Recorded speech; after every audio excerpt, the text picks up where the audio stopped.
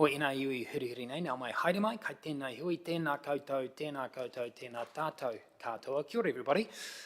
Welcome to those members of the public that may have joined us today. My name is Chris Gallivan. I'm the independent chair of this, the Shareholders Committee of Central District's Water. We've got a lovely picture here of pipes and what have you. I love this picture. It's got a bit of duct tape on here with saying backwash waste with an arrow down. So it's the real deal, ladies and gentlemen. We've got a good meeting planned for us today. We've got some items under part 1, but we've got no items other than the approval of the minutes for part 2. I'm wondering whether, Hayden, you might be able to lead us in a karakia to start the proceedings today.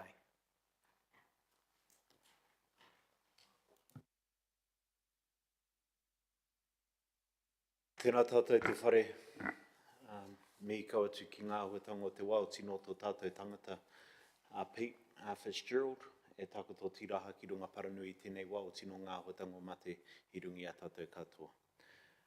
Te aurunga tapu te mauri tū te whiwhinga nuku tū te whiwhinga rangi ke te whiwhinga waho purutia mai waho tāwhia mai waho tēnei te mauri ka whakapiki tēnei te mauri ka whakakake te mauri o tēnei tūpua te mauri o tēnei ariki te mauri ki runga te mauri e rangi te mauri ka puti ki waho ki te whaiao ki te ao marama wheti whanua haramai te toki haumia hui e tae ki e. No mai haere mai, I'll add my welcome to that. Thank you very much, Hayden. Mayor Burney, great to see you, Mayor Burney. Mayor Grant Smith, fantastic to see you. Hayden, great to catch up. Love the jacket too. We'll talk about fashion after this. Danielle, good to see you.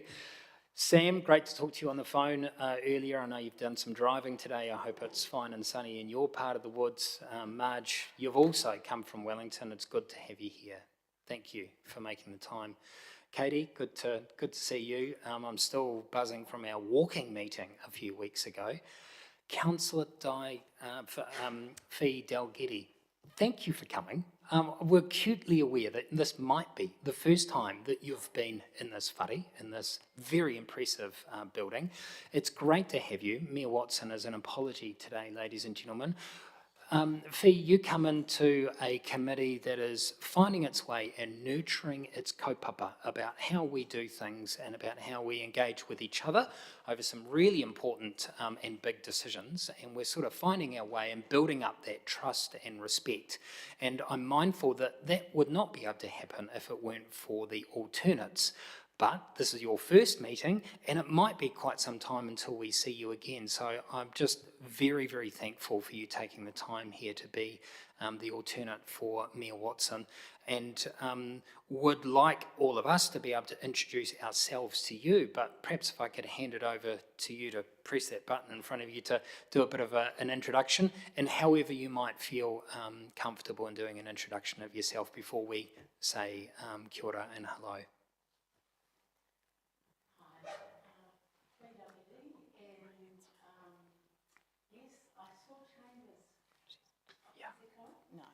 Oh, we've got to turn you on first.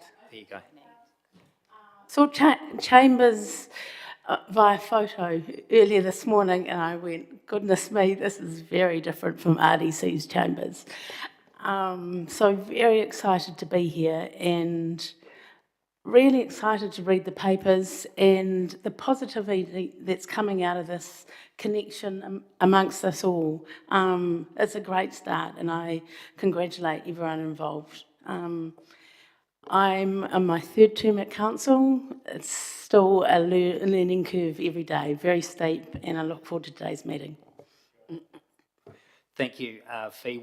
If it's okay with you, we're referring to each other by our first names, so thank you very much, Fee. Again, we appreciate you being here. Sam, I wonder if we might do a round of introductions to Fee, and starting with you. Hi, Fee. I'm Sam Jennings. I'm also in my 3rd term, and I am, yes, just a lowly councillor, but very pleased to be part of this. I'm not sure if anybody would describe you, Sam, as a lowly councillor. It's good to see you and good to have you here. Marge.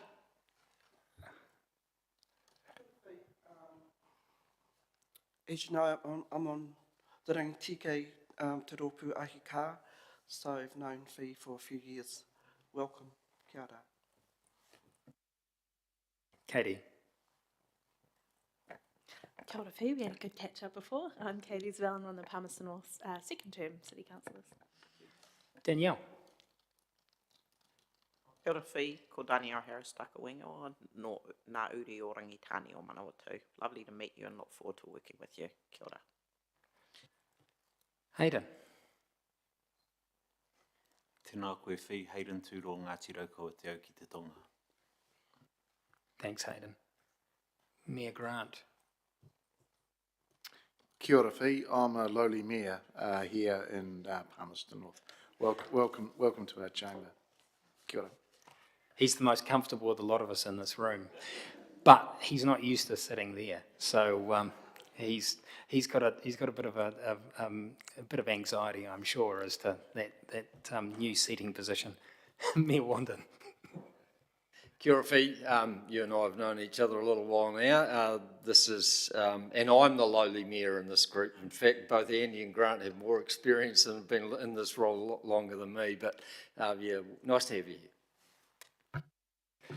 Thanks, team. Let's make a start. Apologies, as I said, Mayor Watson is an apology for today, and Fee, thank you again for being the alternate for Mayor Watson. 3 notification of additional items. Has anybody got any additional items they'd like at the moment to put on the agenda? Shaking your heads? No. Thank you. Declarations of interest. Remember, if you haven't already, to fill out those declarations of interest forms for the very many hats that I know that most of you wear, in order for us just to have line of sight as to whether any issue that we might discuss and talk about could raise a potential conflict of interest. Not many of those are unmanageable, most of them are, but we need to know about it through the declarations of interest. So thank you, colleagues. 5, public comment, to receive comments from the members of the public on matters specified on this agenda, or if time permits on other committee members. If you're a member of the public and you're tuned in, then it's a very warm, I've realised I forgot all about Dave as well. Dave, I'm really sorry. You're actually joining us from the beautiful sunny Akaroa, which is really in my territory. You're online. When I spoke to you before, you said it was howling wind and raining like the rest of the country, and I didn't have the heart to tell you that here in Papaiʻoia it's a beautiful day. How are you, Dave? Come in, Dave. Thanks, Chris. Yeah, I've just had a rather large gum tree sort of thing fall down on the property beside me, but it is howling down here in Akaroa. Thank you, Fee, for attending in presence. I'm here, operator error. I can't seem to get the camera working, but I'm not going to blame anybody apart from myself, but I'm certainly here and online. Thank you. That's okay, and my apologies for forgetting Dave. So I can see you up on the screen to my right, and it's got DW. So I will not forget. If you want to talk on any comment, then you can put your hand up, and I'll rely on one of us seeing it and coming to you as quickly as I can. Public comment. Thank you very much for any members of the public that might be tuning in for part 1 of this meeting. You're very warmly welcome here today. Confirmation of the minutes. Ladies and gentlemen, if I could take you to page 7 of the bundle of documents. We'll work through those pages for any corrections. Are there any corrections, colleagues, to page 7, which is page 1 of those minutes, and page 2?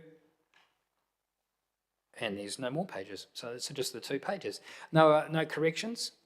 I move that there are true and accurate record of the meeting of the 13th of March, subject to Hannah looking at me and telling me I've done something wrong. No, I'm just wondering if you could do the part 2 and then we don't need to go into confidential.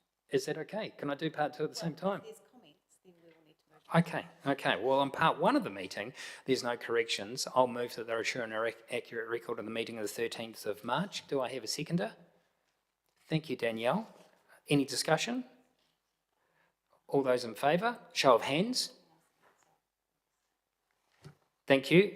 Carried. Sam, I don't think you were at the last meeting, and the amazing thing happened is we're allowed to put our hands up for voting for motions as opposed to pressing buttons. So I appreciate that, colleagues. If I could actually take you very quickly through into the part 2, which is the second bundle, if you've got that in physical form in front of you, because the only thing for part 2 today is the confirmation of the minutes, unless somebody wants to give me any indication of any part 2 items to discuss.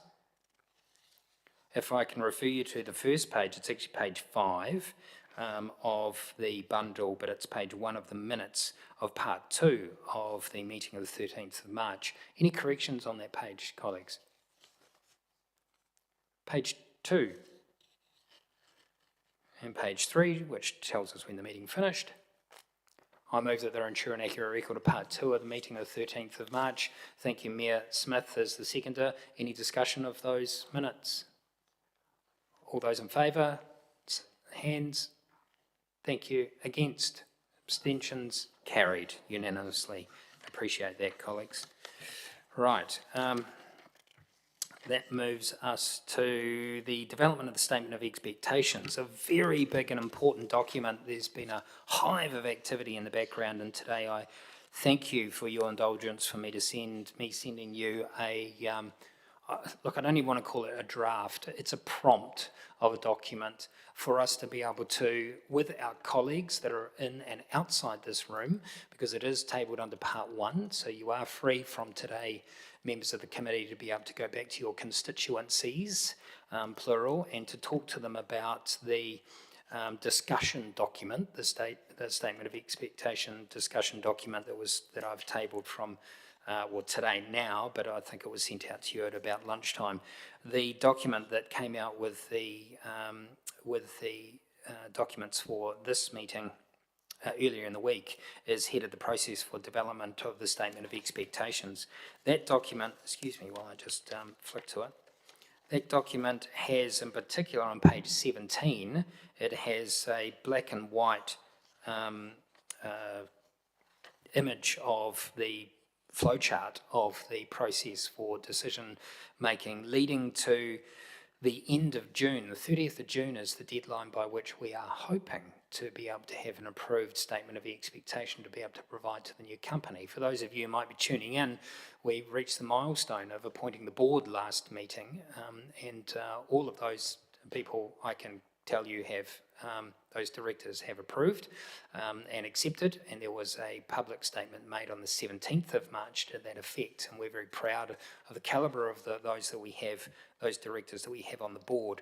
That board comes into being on the 1st of April, and they will be working to the 1st of July when the new authority itself as a company is stood up, and they need a Statement of Expectation, sometimes referred to as a letter of intent from us as their guiding North Star of a committee to provide them with clear, concise and measurable expectations for a period of time. In working through that document, you will see that actually there are a couple of exemplars, one from Wellington, one from Waikato, and they're actually quite different to each other. Others will be coming online, and as they are, I will provide you all with a copy, and they might provide yet a further example that we could borrow from. I'm very heartened by the fact that we're all throughout the country going through this process at the same time, and that we have all the willingness to be able to share resources. So my suggestion is that we can learn from the others and their journey before us. So I must stress that the nature of any expectation is ultimately a decision of this committee. That cannot be stressed too much. It is a decision of this committee to make.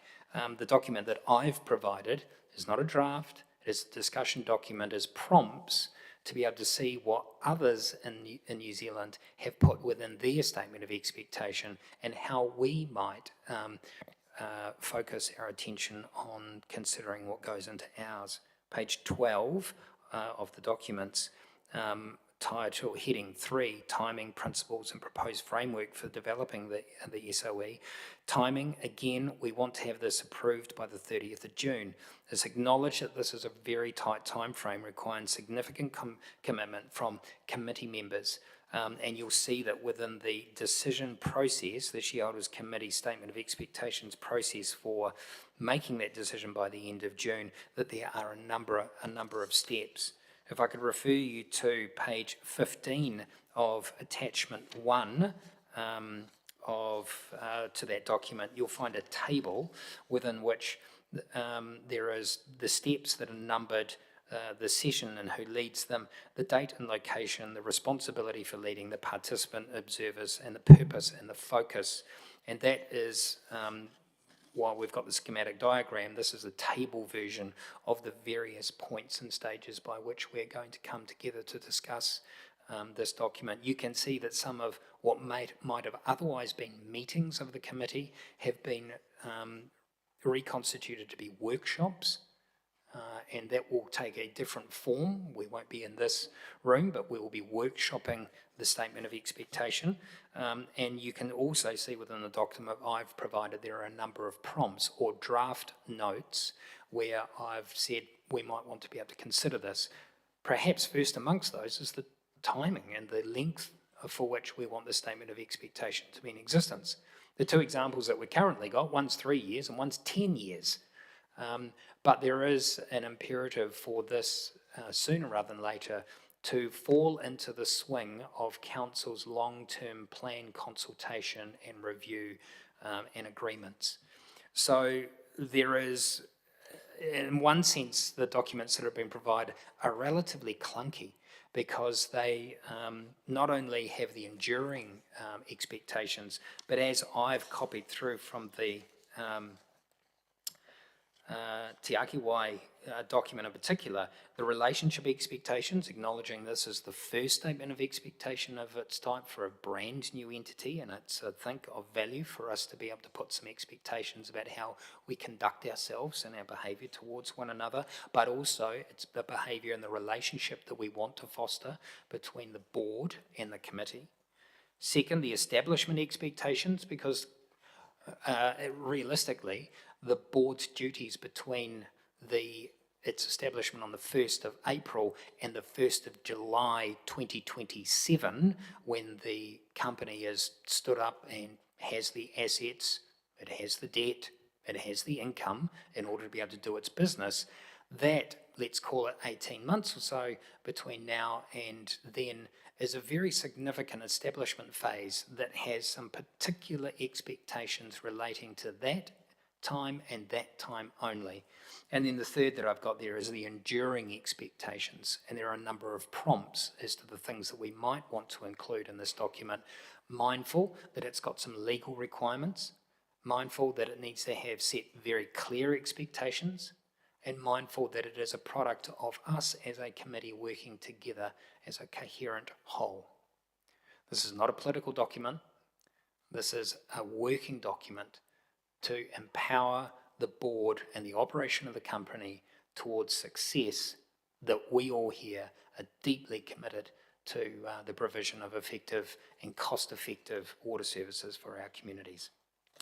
Today, I'll open it up for any discussion in a moment, but today it's not my intention to discuss substantively the discussion document that I have tabled today and had sent out to you this afternoon, but it now having been tabled, you are welcome to take that back to your constituencies in the sense of your councils or to Ngā Tapawaia Hou, and to be able to discuss that in preparation for our discussions on the 8th of April and beyond.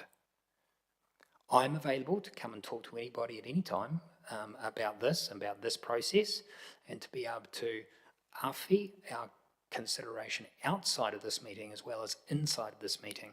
But as you'll see, that there's going to be an opportunity for us to workshop this in May as well. So it's not my expectation to discuss that substantively, although you might have some, off the top of the head, some immediate thoughts as to what your considerations might be, having perhaps had a quick look at that. What we do have to do is to discuss the process for the development of the expectation through to the end of June, which hopefully will be marked by the approval of that SOE. We do have to approve that process formally, so I'll be asking for a mover and a seconder. It's my document, I think I'll move it, so I'll ask for a seconder in a moment. And that, substantively, is what I'd very much like to hear from you as to whether we, as a committee, believe we've got that process stages in the correct order, giving sufficient and ample time and empowerment to this committee, which is ultimately the drafter of it and the approver of it. Subject to that, are there any points of clarification from me on the paper that's before you at the moment, or on the paper, on the discussion document before I open it up for discussion? Sam? Thanks, Chris. It would just be useful for me if you would be prepared to kind of outline what you're envisaging would be the output or the decision or the outcome of the 8th of April workshop, and then where you see as being at the, I think it's in 25 days time, the 21st of April. I just want to kind of understand where you envisage as being 8th of April and then versus 21 April. Absolutely. Look, if I could refer people to attachment 1, page 15, where Sam is referring, it's probably easier on the table. We can see that we've got a joint workshop on the 8th of April, Palmerston North Conference and Function Centre.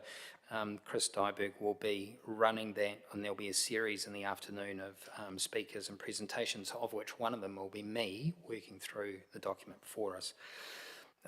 That's still a work in progress as to exactly how that will run, whether it will run as a workshop or for information session. I'm mindful that there will be others separate to the committee, and that their opportunity to be able to talk to you as your delegates, and the same with Ngā Tapawai Aho, will come in the period after the 8th of April. My anticipation is that it will be more of an information session of questions and answers about the scope and about the relevance and the legal parameters. We'll have Simpson Greers in there as our legal advisors also holding a hand through that discussion, and that really to empower everybody in that room for all of you to then go back and run your own system, your own structures of discussion, in order for you to be empowered as members of this committee for our further discussion on the 30th of April. I think it's the 22nd or the 21st of April, that I'm hoping that within the 2 weeks between the 9th and the 21st, I think filed on the 22nd,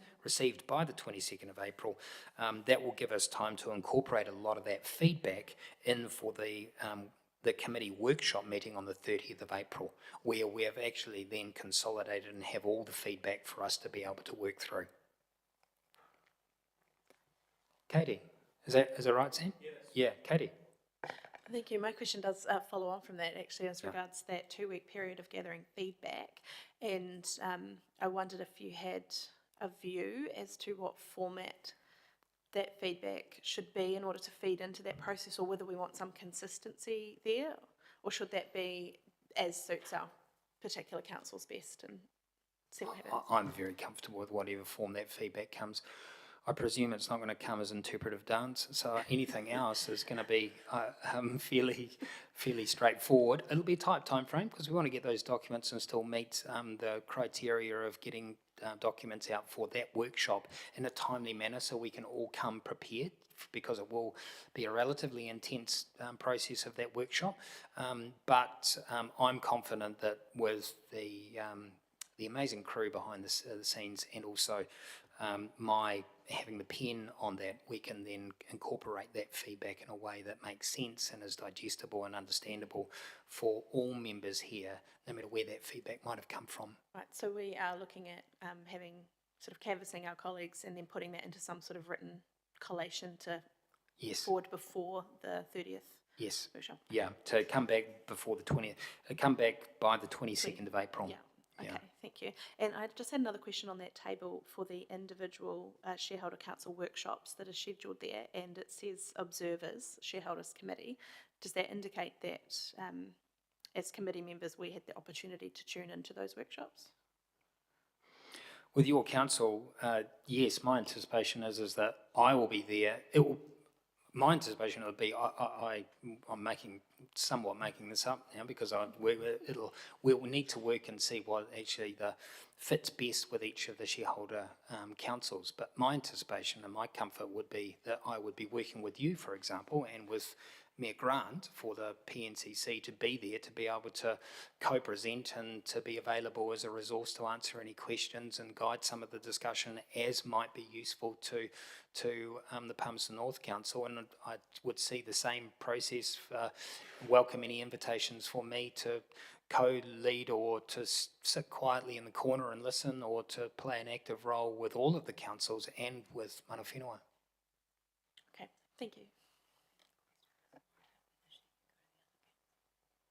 Was your question more about whether you can go to the other councils? Huh. Yes, you can, I'm told. So they're not closed sessions, they're open to the public sessions. There you go.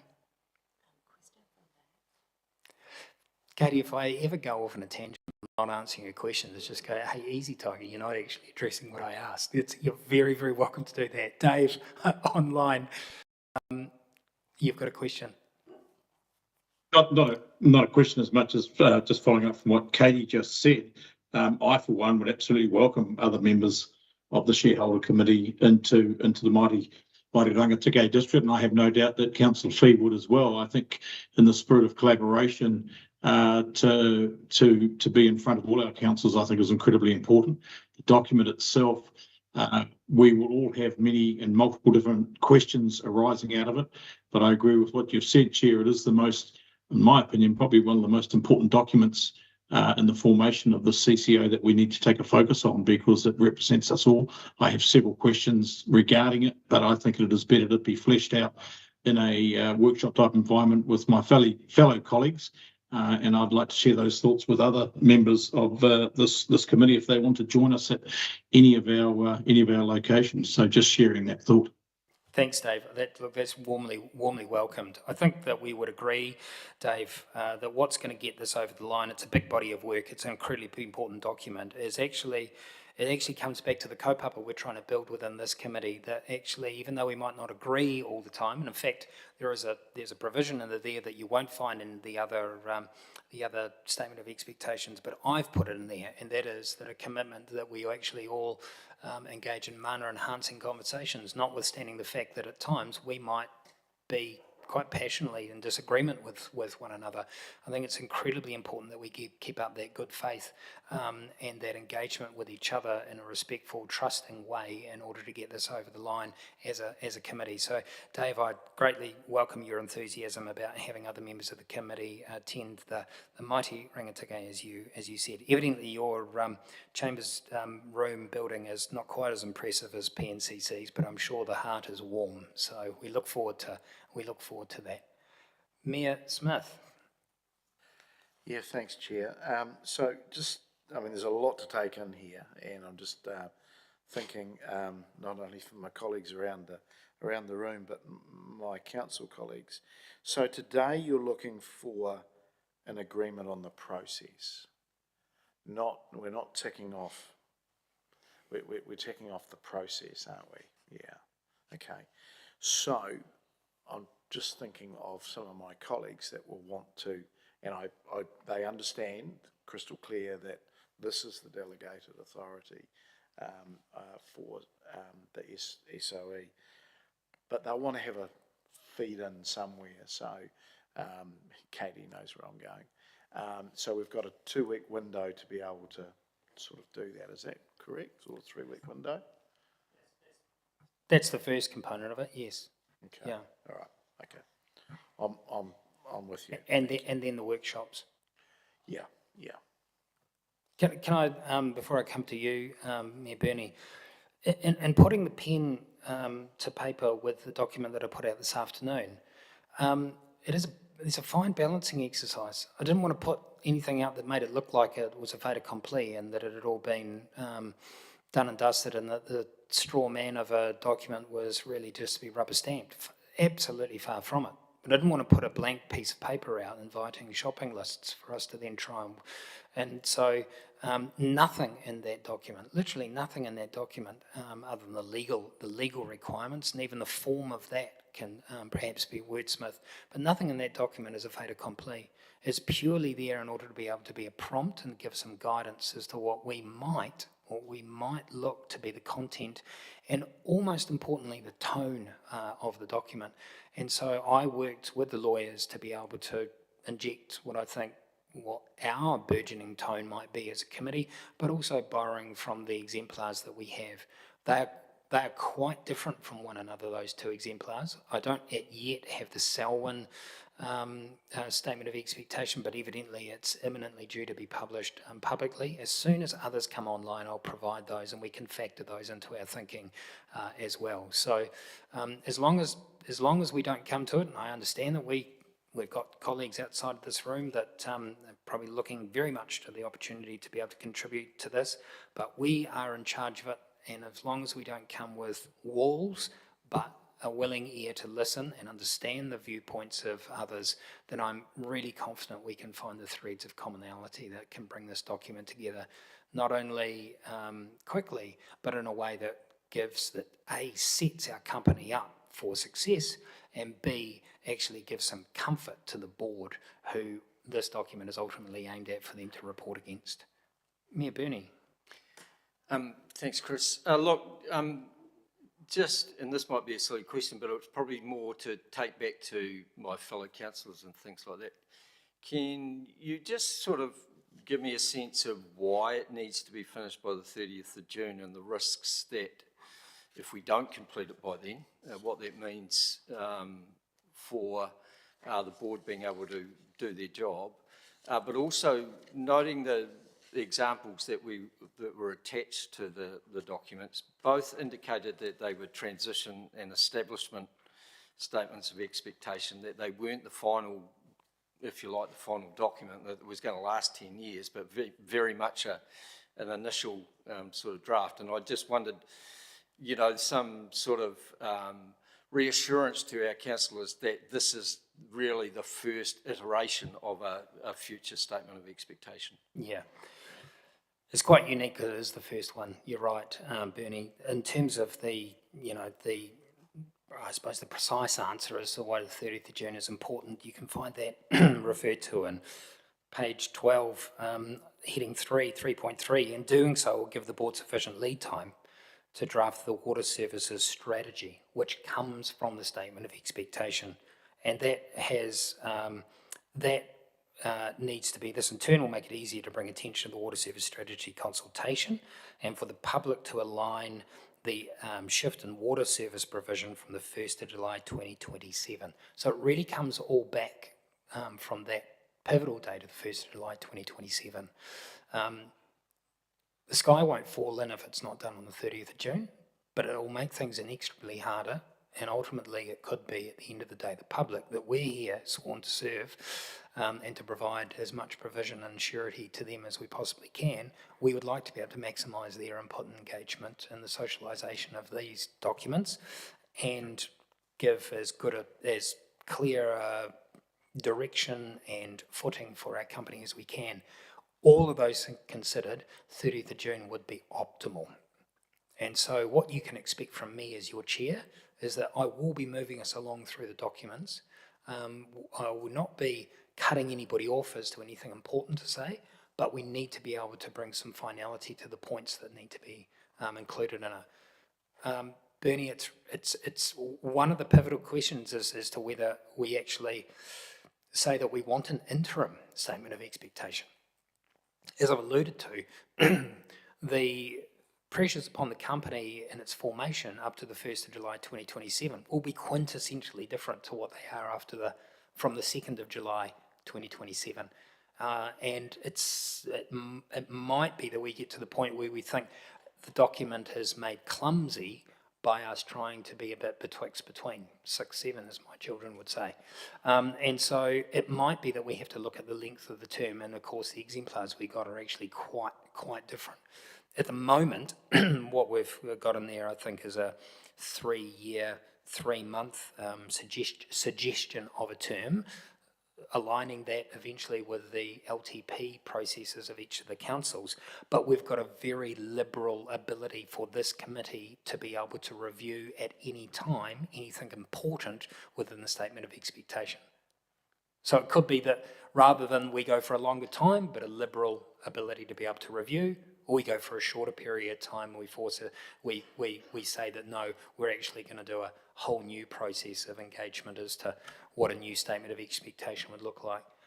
There are pros and cons on either side, and I expect that was something that I'd like to hear feedback from the councils and from mana whenua, because I think first and foremost it's going to be a prescient issue that we'll need to get our heads around, because it will dictate quite drastically what the scope of that initial document looks like. Sam? I'm not sure if we're still in questions, are we? Or do you invite some discussion? Clarification, discussion, yeah. I'll frame this as a clarifying question then.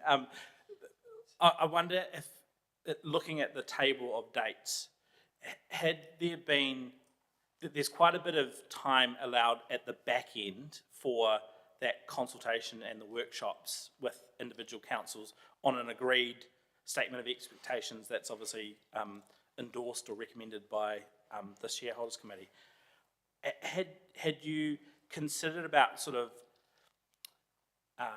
extending the front end rather than that back end to perhaps provide more time to work, for us to work with our councils to do the sort of substantive development and design? Because I can see that there's really good opportunity at the back end where I'm sitting in, and we've had this conversation with you by phone, is I'm just pondering whether there is a sufficient opportunity for us to take our councils on the journey at the front end, and that's probably the question mark. And so just if you could clarify kind of how you've thought to sort of allocate the time that you have in terms of the process steps,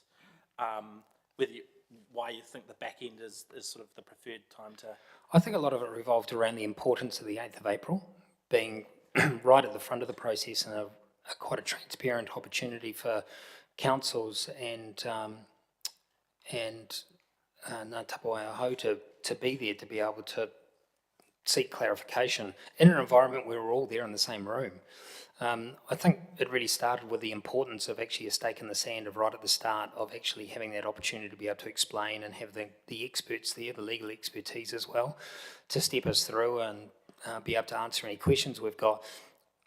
So I don't see it quite as being either more time at the front end or the back end, but more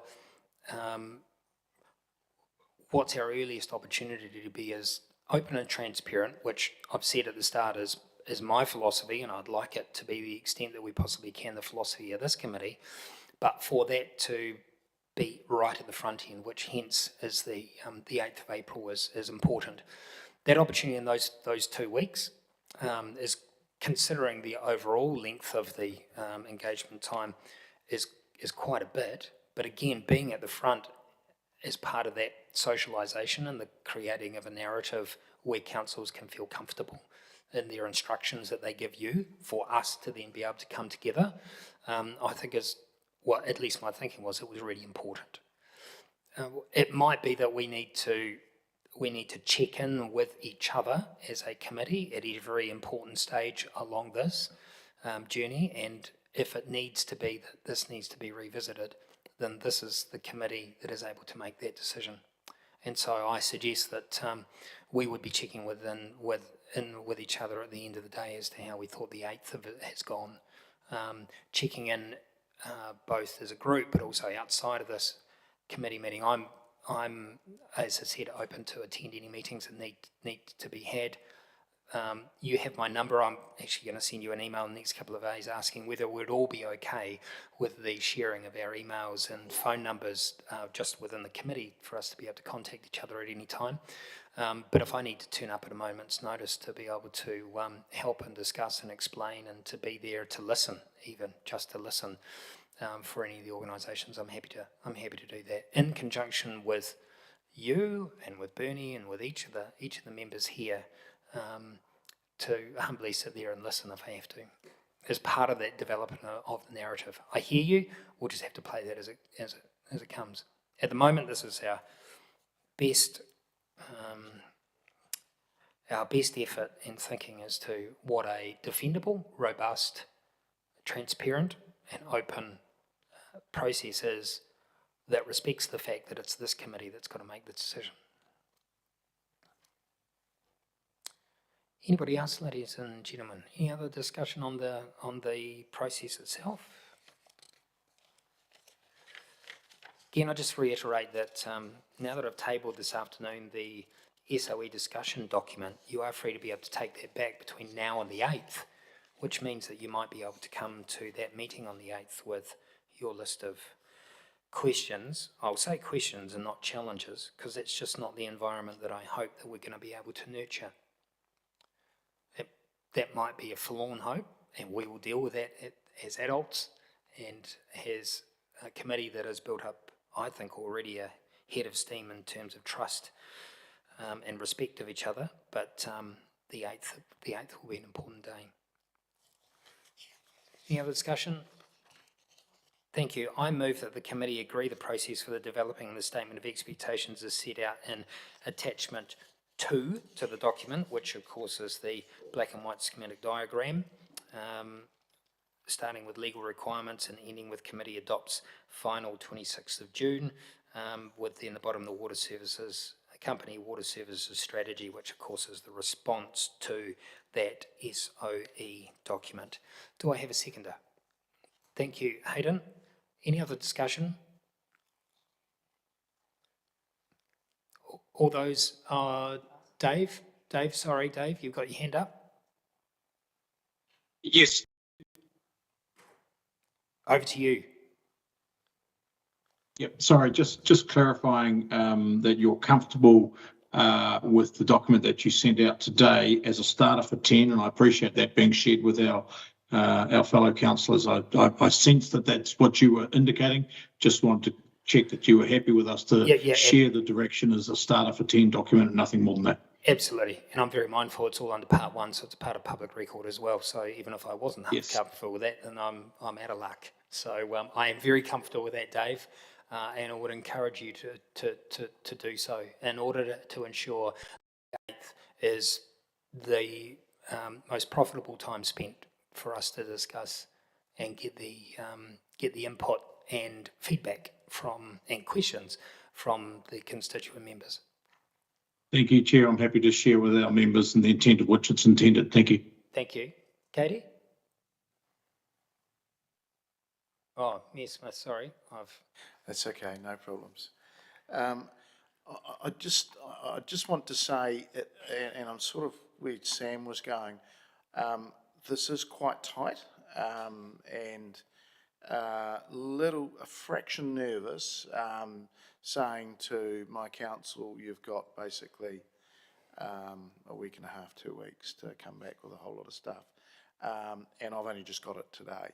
They only have a week and a half, 2 weeks, so don't tell them that. Tell them honestly what it says, which is that that's the start of it. Yeah. You've got then dedicated workshops. But even at the start of it, so just signalling that we'll be doing our best to corral that information. But I wasn't aware how quickly this was going to happen,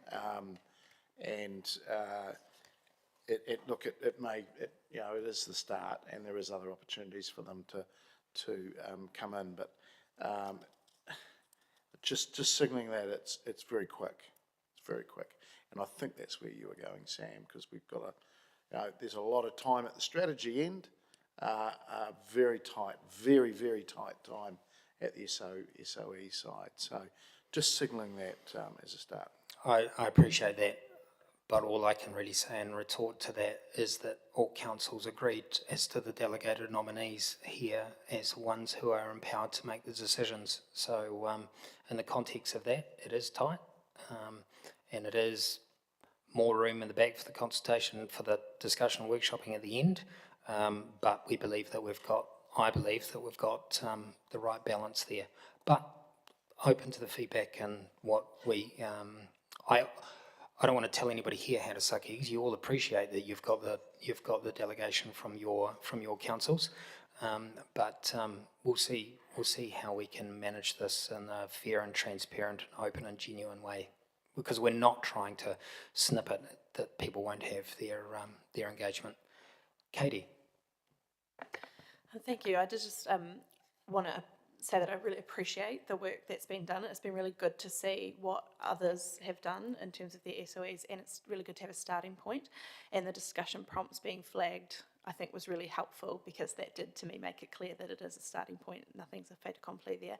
I do agree with comments that it's quite a short time frame, so the pressure is really on us now to present this to our colleagues, so that they understand the approach and the scope of what's coming up in the next few weeks.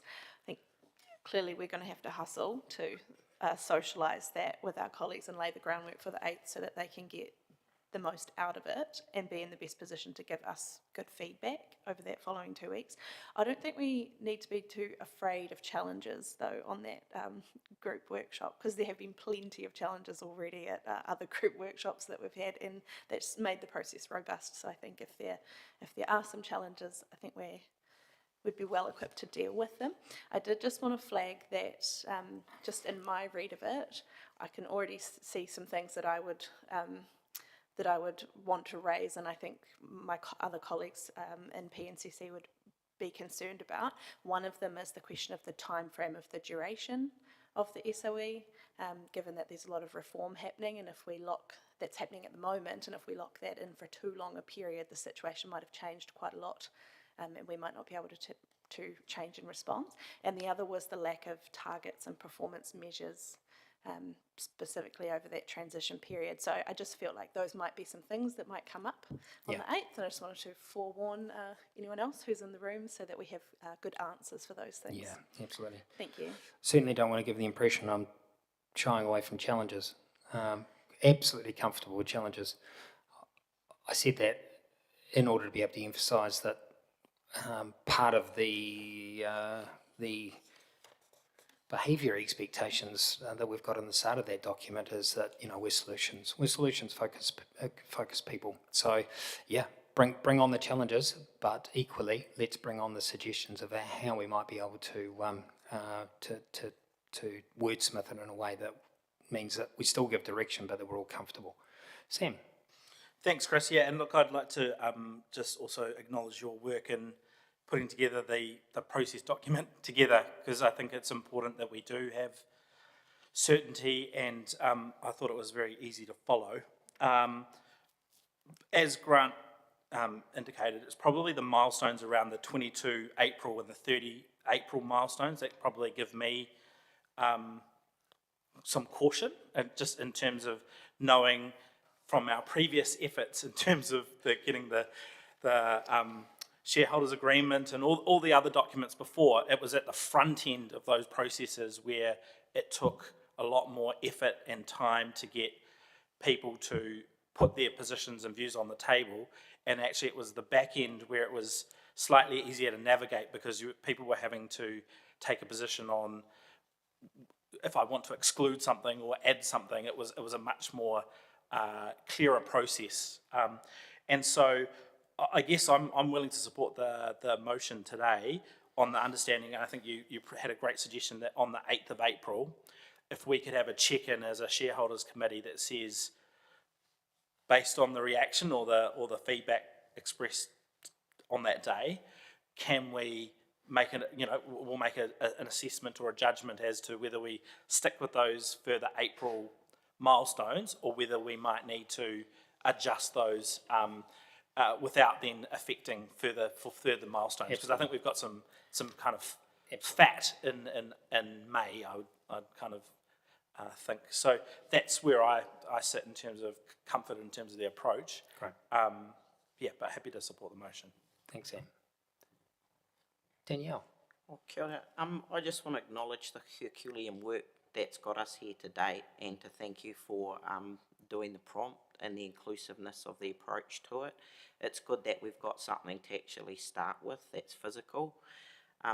We've got to get this through 10 iwi and numerous hapu in 2 weeks. So, my weddle to all of you is, if we can do that and achieve that, then you can actually get it through all your councillors.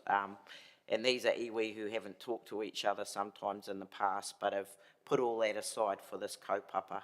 So I think, we can't forget that, and we're here to work together as partners and in good faith, and to be advocates, because we've been given the mandate from our iwi and you from your councils to undertake that journey.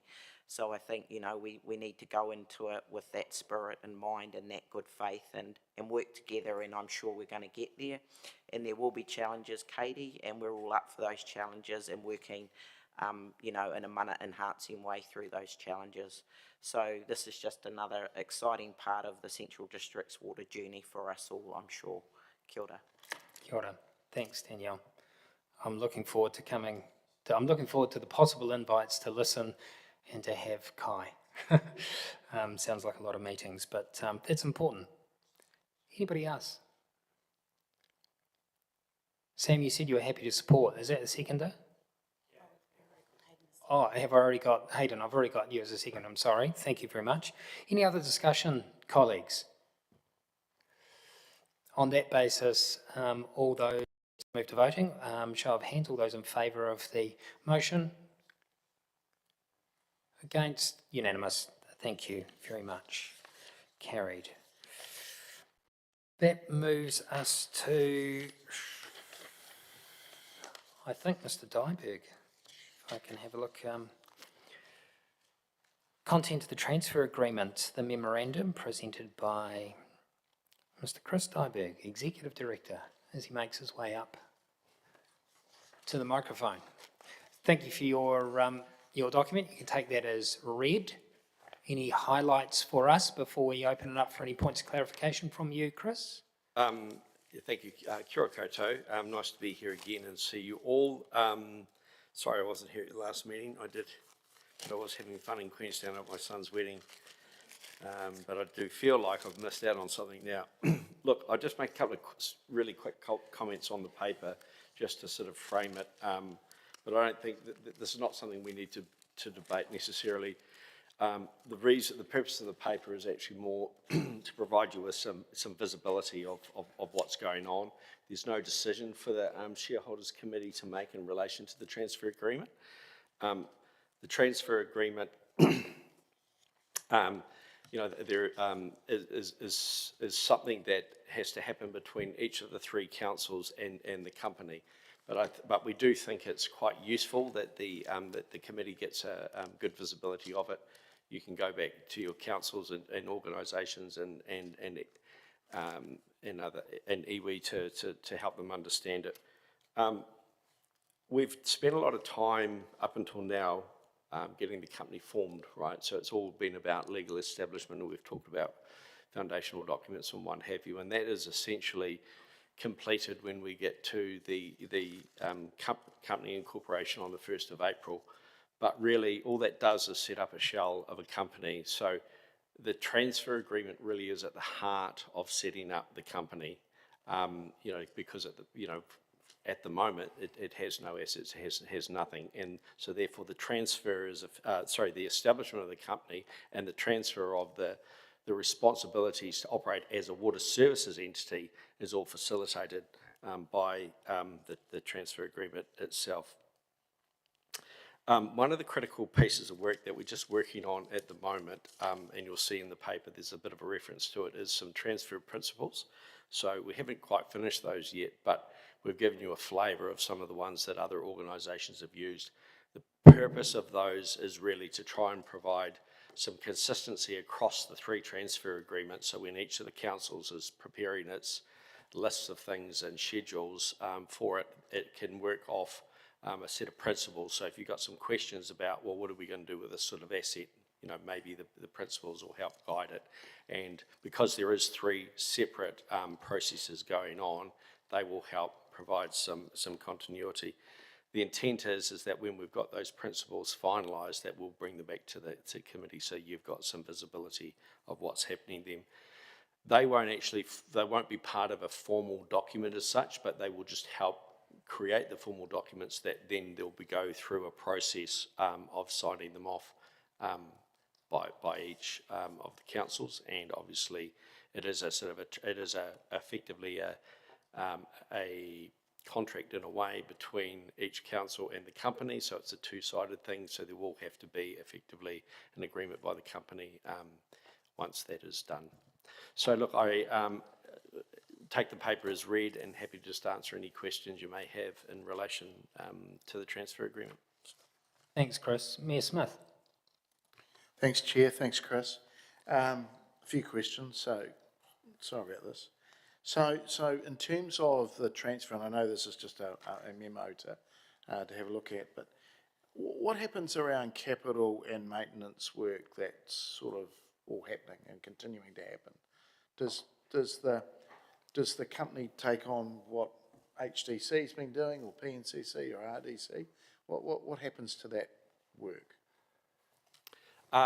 Good question. So I guess what you're talking about effectively is work in progress that is live at the end of June. Work. Yeah.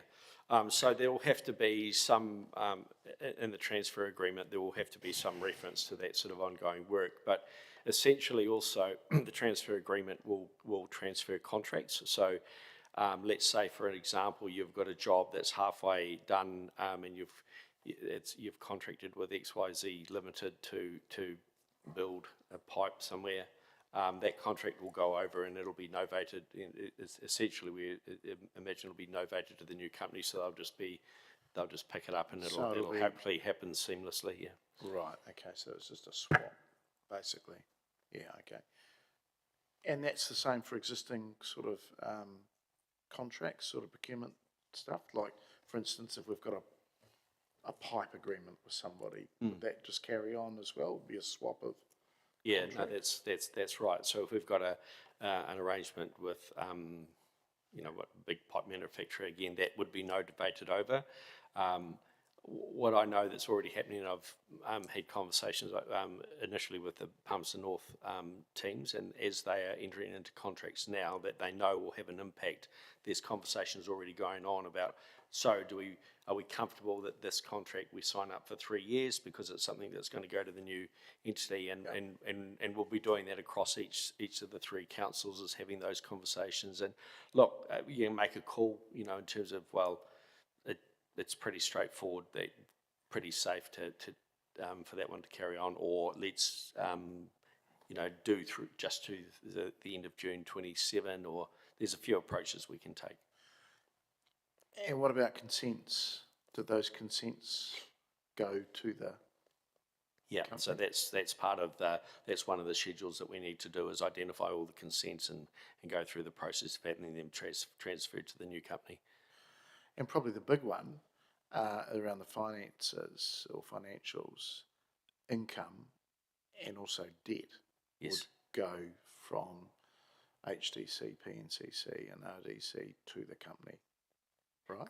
Correct. And there's been reference today already about the workshop that's happening on the 8th of April. So my colleague Jacinta, she's heading the finance workstream, she's been working very closely with PwC and Simpson Grierson to work through the approach to the debt transfer, and that's one of the topics that we're going to go through on the 8th to give everyone some oversight of the recommendations of the approach to that. So that's looking pretty big, but pretty good. But it is a pretty big job. Yeah, I'd imagine it would be.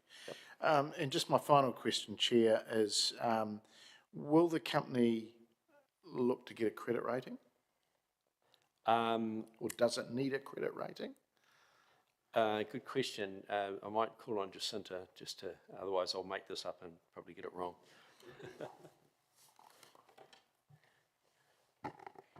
Thanks, Chris. In conversations with LGFA, who are the primary borrower for the 3 councils that we have so far, is that in the initial stages we don't need to get a credit rating. They will rely on the credit rating of the existing councils. But in course, in the first couple of years, yes, it would look to get a credit rating. Okay, I think it's quite an important point, because S&P are doing their rounds at the moment, and that's our rating agency. And we're meeting with them shortly, because there is a bit of nervousness, I would say, around the New Zealand sector at the moment. And yeah, I'm just interested in your views there. But LGFA's sort of at the Crown level, so it's pretty large.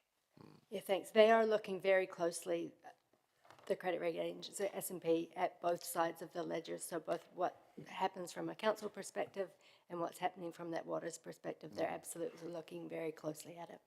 And what is the cost to get a credit rating? I presume you have to go through quite a. It'd be fairly robust sort of. They just don't give them out. It is. Off the top of my head, I don't know the exact number. It's been a little while since I've been through one, so I'm not going to pick at it, but it isn't a cheap process. But from a ongoing perspective, the benefits of it in terms of interest rate savings are considerable, so weighing those two things up. Yeah. Okay, thank you. Thanks, Mayor Smith. I'm mindful that, actually, if you want to stay there, Jacinda, I'm mindful of the fact that there might be members of the public listening, so it'll fall upon me to ask a couple of really basic questions.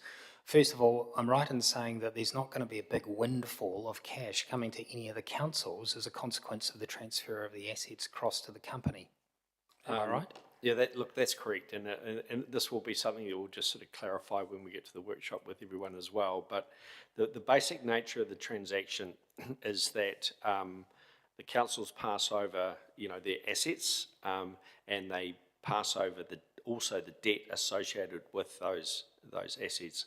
What they get in return is not sort of a wodge of cash. It is basically their shareholding in the new company. So there's no windfall as such. The benefit, of course, is that their balance sheet will look substantially healthier potentially, and they may well have a lot more debt headroom under the new arrangement.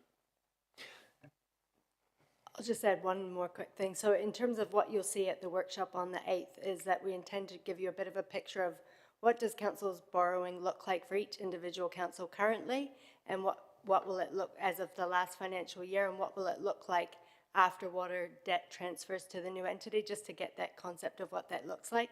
But at a high level, there's approximately, in line with what was presented as part of the water services delivery plan, there's approximately $240 million of debt is what we'll be transferring if you look at what was the balance at 30 June 2025. Thanks, Jacinda. And my second question, which that segues nicely into, we have to make sure that this company isn't insolvent from day one. And as you've said, Chris, actually, when it's constituted, it won't have anything for quite some time through until 1st of July 2027, which also, it'll have the assets, but that's when the income generation will come made live. Can you just talk us at a very high level, don't have to go into detail, about the borrowing that needs to be made or secured in the meantime for this entity to be able to, it's the LGFA borrowing until such time as it's able to secure its own income? Yeah, thanks, Chris. So, and we'll go into this on the 8th in more detail, but I think I've mentioned this to all of the councils in the past, but LGFA have indicated that they are prepared to provide some establishment loans to CCOs ahead of having assets and revenues. So effectively, if you think about it, while you might have, the book value of the assets on day one is scheduled to be something like $1.7, $1.8 billion worth of assets, you sort of can't go to the market and sell these. So, the value that you have is the fact that you have a revenue stream that is coming. So it's on the basis of that revenue stream. So we won't be entitled to that until 1 July 27. So there's a couple of things that also need to be put in place to be able to get that funding in advance. And one is guarantees from the council, which is something that you're all aware that we would need to be providing anyway. The other thing that the board will really need to be able to take that up as well is a letter of support from the councils, just to say, we'll back you in, and if you do have trouble, we'll stand behind you. So those two things we'll go through in detail on the 8th. Right, thank you. I very much appreciate you taking the time to just answer those very basic questions, but this is a public-facing committee and I will use every opportunity to be able to just make sure that we've got, and people are coming with us and they understand what the basic sort of rubric that we're working with, so I do appreciate that. Katie. Thank you. I just had a couple of questions from the report. One was about the interface governance group that is mentioned, and it says that it's a joint governance forum, but it just seems to me to be a bit of a mix of governance and operational functions in terms of monitoring compliance and resolving issues and disputes. So I wondered, could you tell us a bit more about whether we will establish one, when we might establish one, and is it governance or operational? Yeah, look, I don't. I think in the local government context, we probably wouldn't call it governance because I think it gets quite confusing. I think it's a forum for the two companies to get together and just work through those operational issues. So my assumption at this point, it is likely to be a forum made up of officers across the two or the multiple entities. Thank you. So is that an ongoing forum, or is that mostly for the transitional period? I think it'll be ongoing because I think there'll be a lot of operational things that need to be coordinated between across the councils and the company, on an ongoing basis, particularly if you just think about it, particularly in issues like, say, stormwater. We know that there's this strong interface between the roading assets and the stormwater assets. There will be stuff, we know that there's reserves and parks that interface with the stormwater network. There's another thing, and the list goes on and on. So I think there'll be an ongoing need to have that close coordination. Yeah, okay, thank you. That's really helpful. My other question in the paragraph below that talks about that the agreement will set out arrangements for charging and revenue collection with several options available for consideration, and one of those options is, or categories is, including which parties will be collecting the water charges. Just wondered who's making that decision. So look, I think that's a bit of a practical issue. So in the longer term, of course, certainly when it comes to water charges, we envisage that all of the CCOs would collect their own revenue. I guess what that is about is allowing for the fact that, especially during the transition arrangements, there could be the councils could continue to collect revenue on behalf of the company if it doesn't have, let's say, a billing system or the ability to collect it. We've got a little bit more time, and therefore I think we potentially have got an option to have the company be in the position to bill directly, so it may not be an issue. But I know some councils are also even doing collecting the initial revenue through rates. So those are the ones that are going 1st July 26. So that is something. It's probably not a great option, but it's an option at the moment that you still have.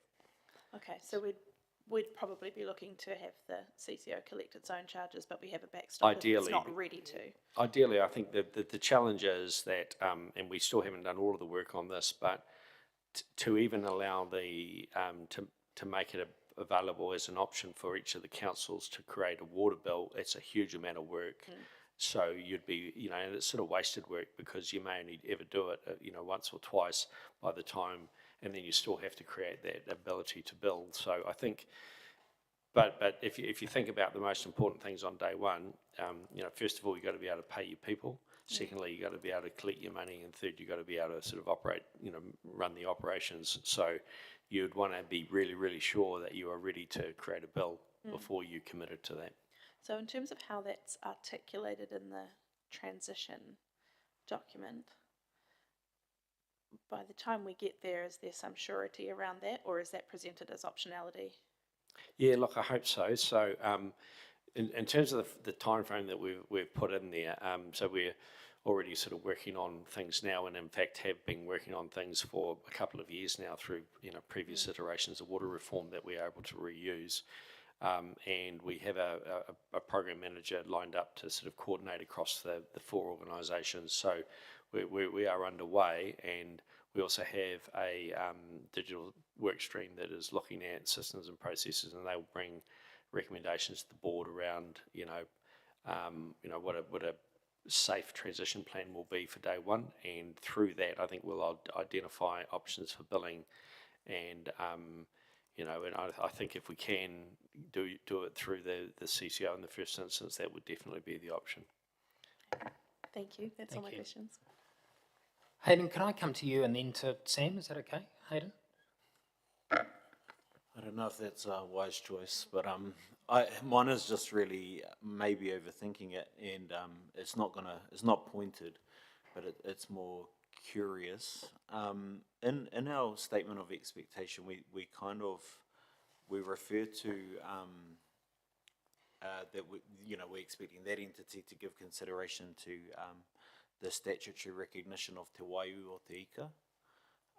And I just wondered, in terms of your next steps in your process, have you factored in our obligations to that particular settlement act? Look, I haven't turned my mind to it in detail, but it's certainly one of the things that we need to do as part of the transfer is understanding all of those obligations that it's currently sit with council and how they get, the extent to which they get transferred over. So that is a piece of work that we need to do. Yeah. And important to that will be the 30th of June with the draft transfer principles in an agreed form, won't it? The principles document, I assume. I assume the principles document is going to have a list of those obligations that we need to be mindful of, including. I don't think so. I don't think the principal documents would go into that sort of detail, but it certainly would, refer to how, it may well refer to, a principle of how you approach those sort of obligations when you're developing the transfer agreement. But yeah, certainly that would be at the next step of detail, is actually coming up with identifying all of those obligations that the councils have, and then that would be part of the transfer agreement itself. The transfer principles are something that will sit, that they don't have to be embedded into the transfer agreement. It's really to assist the teams in developing the transfer agreements in terms of their approach to it. Hayden, is that any more questions? No, you're right. Keep going. Lost my train of thought. Thanks, Chris. But I think there might be something procedurally that you might need to factor in here, and yeah, happy to help and provide any assistance if you need. I haven't done my conflict of interest form, but I am a member of Ngā Waitota for another iwi of mine, so that's why it just kind of came to mind when it popped up. So I do think there is a procedural responsibility that your team needs to think through. Yeah, no, thank you. That'd be great. That was a good question, Hayden. And in fact, in the draft or the discussion document of the statement of expectation on page 9, 31D is give effect to Shareholding Council's commitment to ensure mana o te wai is enhanced in their strategies, planning and investment decision making. And I've got a box next to that says, I'm eager to better understand what such commitments, if any, of each of the shareholders councils comprise of. So look, good question and well noted. Sam. Thanks, Chris. Yeah, hi, Chris. Just one thing you said sparked my interest, which was about obviously the transfer process. We'll see all the consents transferring, all the agreements being novated over. But for the next 15 months, councils are going to be entering into agreements. We've got a live consent application. Hayden knows about that one. Some quite significant things. And so can you just, and sorry if this is sort of a little bit off topic, but can you just tell me, it's not going to be covered by the transfer agreement, this interim 15-month phase, and there's obviously already a high level of trust between the CEs and the arrangements they have in place. But what does it look like in terms of keeping each of the councils sort of aware what each other's doing, but also the board and the company once it's established from 1 July? That's an excellent question, Sam, and it is something I think all the councils are grappling with a little bit at the moment. Earlier this week in this chamber, the Palmerston North Council agreed, made some fairly significant decisions in relation to its Nature Corpus project. So there's a lot going on, and I guess what I'd say is that life can't stand still. We've got to carry on, but I guess the question is exactly what you're saying: is what we need to work at is how do we keep each other informed around what's going on. So at the moment, of course, there's a board, but nothing else well, there will be from 1 April, there will be a board for Central Districts Water. They don't have any staff yet, so at the moment, really it is probably a lot of that's happening through the establishment team, and also between the chief executives and even in this forum, I think, in terms of keeping understanding of what's going on. But we have, I know there's been, you'll recall a few months ago, I think Wade and Mike went to Horowhenua just to brief you on that that project, and I think that's probably the best thing we can do is things like that, is just to keep each other informed on significant things that are going on. But we're already seeing really great collaboration across the three organisations around different projects and what have you, and we have, the team is quite cross-functional across the three councils, and that's helping significantly already as well. But it's just something that I think we've all got to be mindful of. So there's not a perfect answer apart from, we've got to get stuff done, we can't stop, and ultimately, up until that 31st of June, each council is the responsible body for those decisions, right? Colleagues, any other questions? Dave. Yes, thank you, Chair. That question from Sam was very much along my thinking. I'm just wondering, we mentioned work in progress, and a lot of it will transfer over to new entities that start up as largely BAU. But how do we capture, and does it need to be captured in the statement of expectations as the item that we're ultimately discussing here, some sort of expectation around some of our significant projects and the commitments that we've already made to our ratepayers and citizens to achieve some of the outcomes. We see throughout the document that consideration should be given to, or reference to various different things, but how do we capture that? Or is the statement of expectations not the space to capture it? It's a difficult one, Mr. Dyberg. I understand that it's hard to do that, but how do we capture it in our statement of expectation about some of these significant projects? Palmerston's got several, Horowhenua's got several, and so is the Rangitikei. So just how do we capture it? That's the question.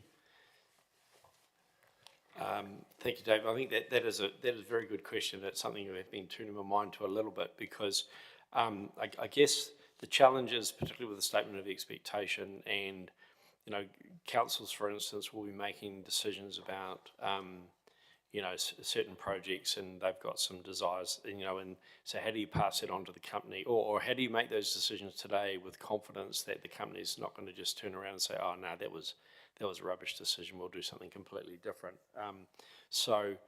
I do think there has to be something in those statement of expectations without going too far, because ultimately the more very specific direction you give or tell the company you must do this without any sort of flexibility, then you're sort of stymieing their ability to run the company potentially. So I think there's a bit of a balance that we need to run there, but I would be surprised if there's no mention of the major projects like the Horowhenua wastewater program, the Martin to Bulls wastewater program, Nature Calls. They have the big programs that are going on, and I guess councils will want to have some confidence that the company's going to pick those up and deliver them in the way that they need. I think there will be some way within the transfer agreement as well, just to note some of these projects that are going on, and as per Mayor Grant's comments before, in terms of recognising they are works in progress that need to be continued. So look, I don't have a perfect answer on that, but I guess all I'm saying is that the concepts of what you're talking about will need to be captured across those two documents somehow. Thank you.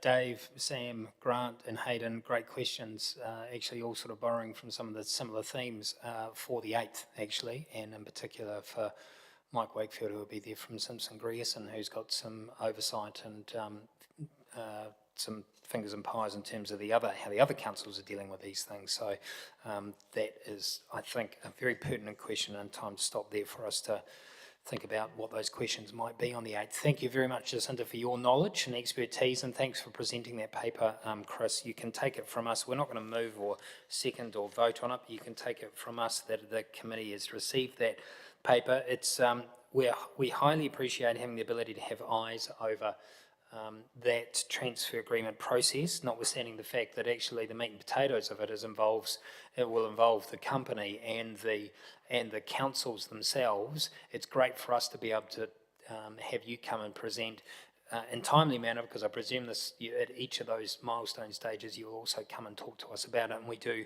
very much appreciate being able to have eyes on that. Thank you, and that's received. Ladies and gentlemen, the next matter on the agenda is the schedule of meetings, page 45 of the document booklet.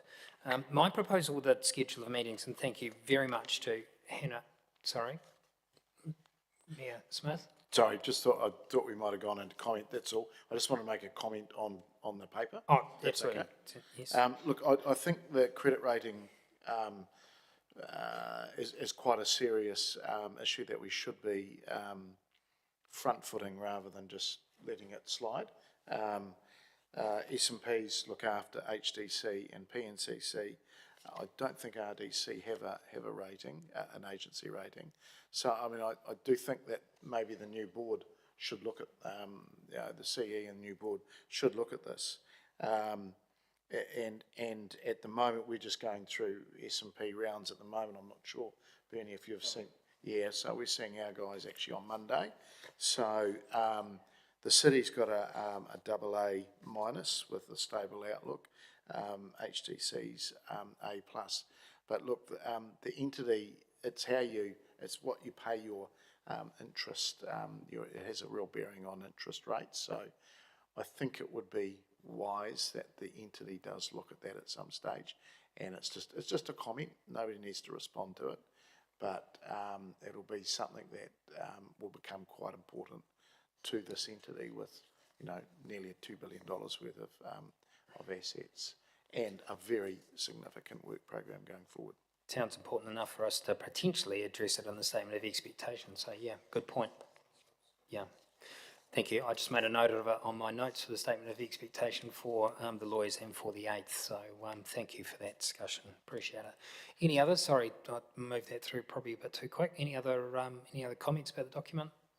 Thank you. Received.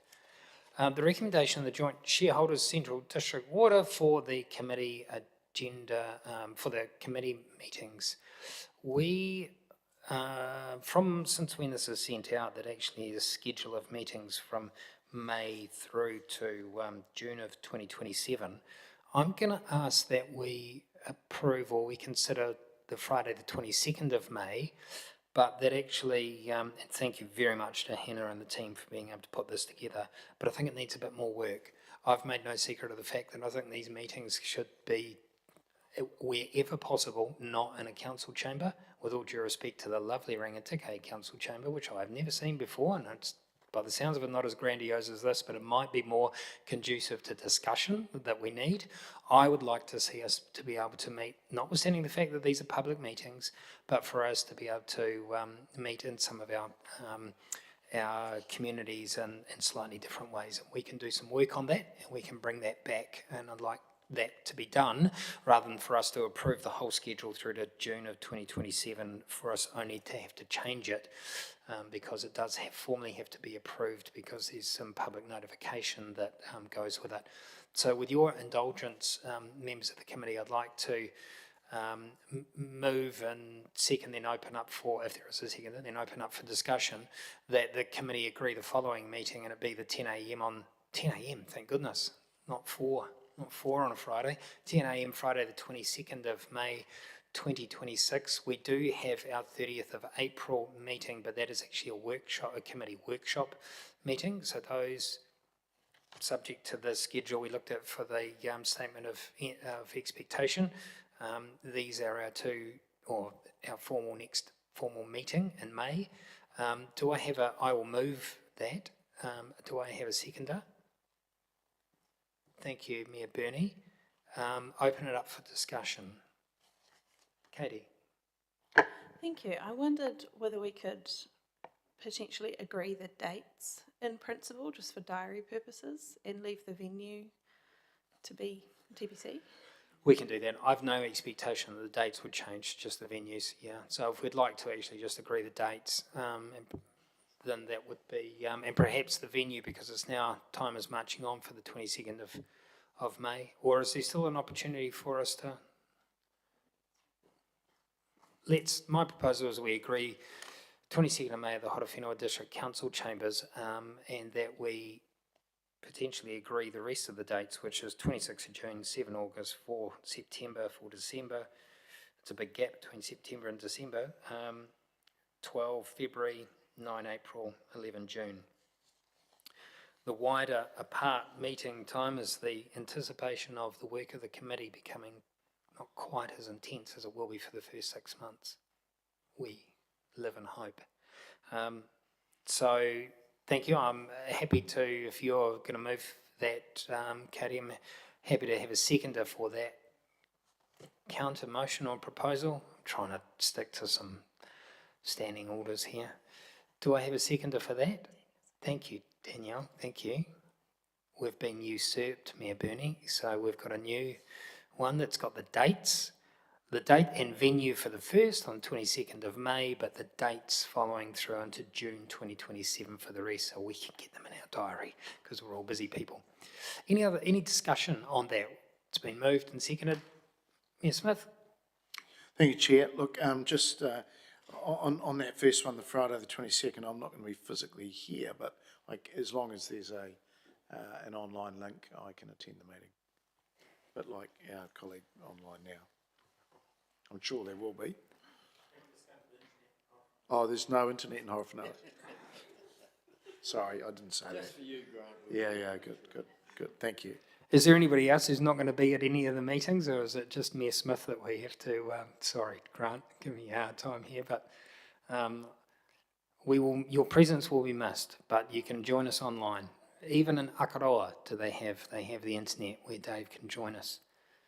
All the way, hundreds of miles away. Amazing. Danielle. Sorry, Danielle. That's all right. I wasn't looking at the screen.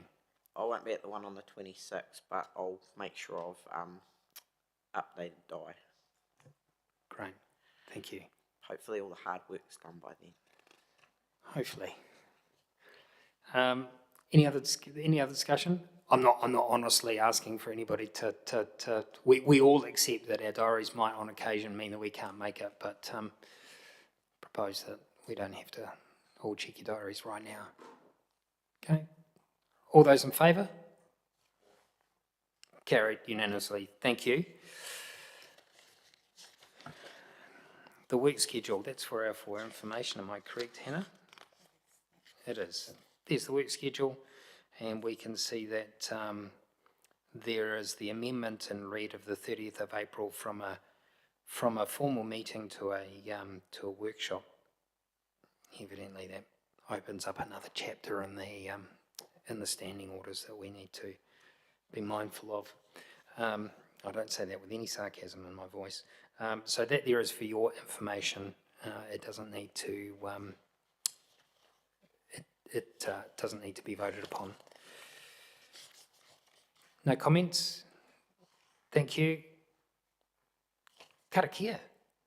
Is there any other issues anything top of mind, any other issues that we're not followed? Not that I want to elongate the meeting for longer than it needs to be, but I do want to make sure that everyone's got an opportunity to raise any issues that they need to. Well, kia ora, Hayden. Perhaps you might be able to lead us in a karakia to close.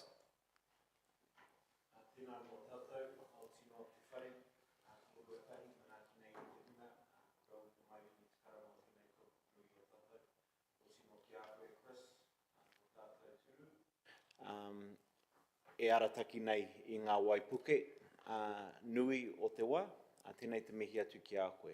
Rangatiro mahi te rānei, kia kawe nei, kia hāpai nei kaupapa nui I mui te aroaro. Ka nui te mihi ki a koe o tino Chris, te rōpū whakahaere, ngā he mihi nui ki a tātou. Just wanted to translate that and acknowledge, Chris, your leadership today has been excellent. I think the approach you're taking is wonderful and leading us, despite being challenging. you're doing an excellent job, so I just wanted to extend Thanks, that on to Chris as well and the team doing all the hard work. I really appreciate all your mahi. Wetia mai te whiwhi, wetia mai te hara, wetia mai te tawhiti, wetia mai te tawhito ki te rangita tai mate te matata rire hau, paumarire. Thank you. Travel safe home, everybody. I hope you keep dry and warm over the weekend. Fee, it's been emotional. We'll see you next time. Hopefully it won't be too long, although we're looking forward to Mayor Watson coming back as well. So we look forward to that.